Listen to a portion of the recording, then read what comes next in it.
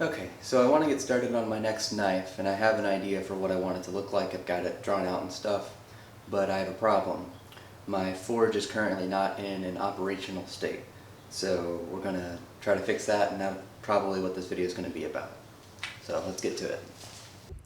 Okay, so the way my forge is designed, the bottom is got fire bricks on it, and then the outermost insulation is K wool, and then after that is castable refractory, and then after that is a painted on layer of ICT 100, which is like a thermally reflective material. It's like a ceramic coating almost.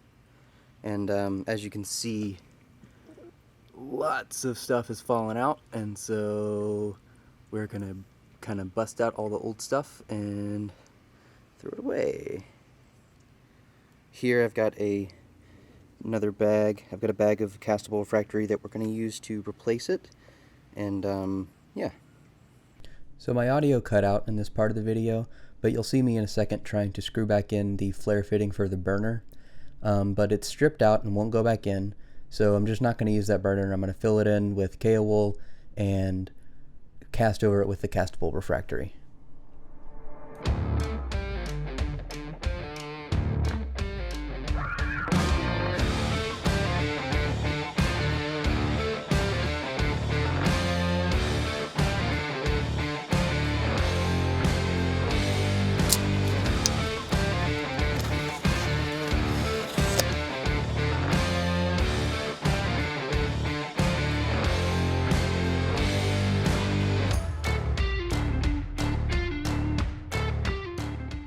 So the castable refractory has to set up overnight, so after this clip I set it in a safe place so it can cure. So this is what I have left of my ITC 100. It may not look like a lot, but you mix it with water and paint it on, so I'm thinking it'll be enough.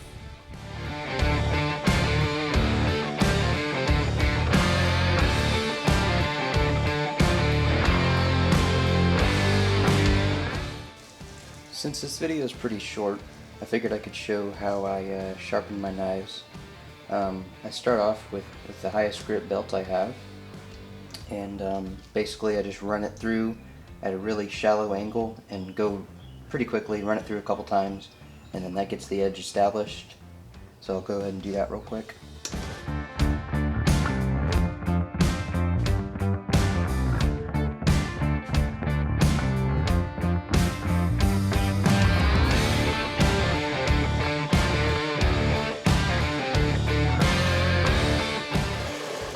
Obviously my technique needs some work. I mess up pretty easily and pretty quickly, but that gets a decent edge on it to begin with.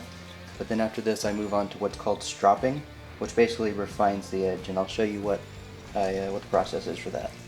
Quick little side note, this is something I've noticed. I'm not sure it's 100% the truth, but the smaller the blade, it seems that you want to move it faster. You want it the least amount of time on this belt because it doesn't have the thermal capacity to draw heat away, and you end up actually losing your temper. If you look really closely right here, I don't know if you can see it, but it's got discolored up here, and it was actually discolored up here earlier. But yeah, you can lose the temper, and so you want to be really careful when you're sharpening blades not to let it sit on the belt. And definitely have some water nearby if you have a smaller blade like this, just to cool it off between grinds. So the process for stropping is really similar actually to using a whetstone.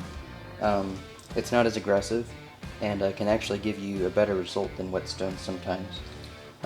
Obviously I have a really crude setup. I need to get a proper stropping block, and I have some compound on order so that it works a little bit better. But basically the gist of it is you get skin side down on a piece of leather and a hard surface like a piece of wood, and basically you just kind of run it in. You don't need to apply a lot of pressure, but you go back and forth and switch sides. I do 15 on each side, then 10, then 5, 3, 2, and 1.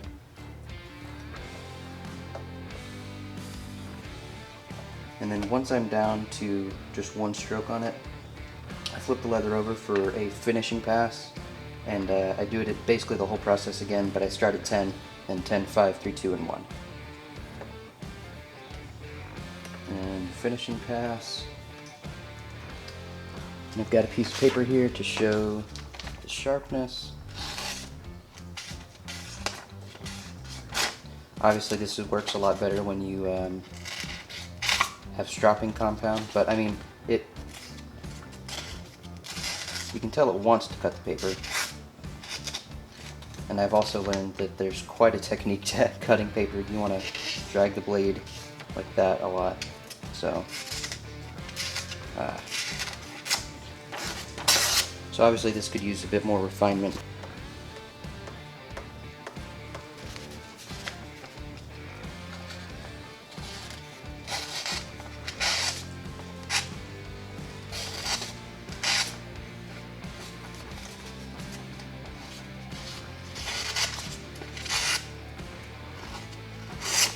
Again, this process works a lot better when you actually have the compound, but even just a strip of leather does wonders for the edge. Alright, well the ICT 100 has to cure up overnight, and it's the end of the weekend. That's when I'm able to work on and make these videos. So that's going to be the end of this video, and I hope you come back next week and see what else I make. I realized last week I never showed off how sharp the knife was, so here's a quick paper test.